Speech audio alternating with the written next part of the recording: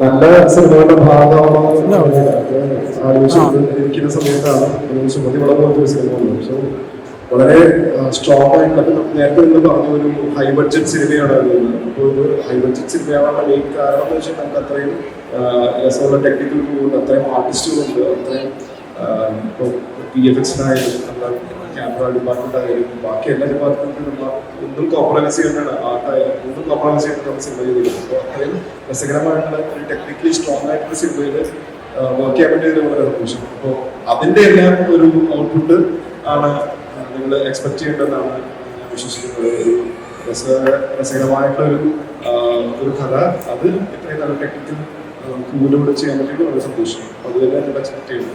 Thank you. അപ്പം അച്ചു പറഞ്ഞ പോലെ തിയേറ്ററിൽ തന്നെ പടം പോയി കാണുന്ന ഒരു തിയേറ്റർ എക്സ്പീരിയൻസ് തന്നെയാണ്. അല്ലാതെ നമ്മൾ പിന്നെ ഒട്ടിട്ട് വന്നിട്ടുണ്ടെങ്കിൽ ചിലപ്പോൾ അത്രയും ഒരു സുഖം കിട്ടില്ല.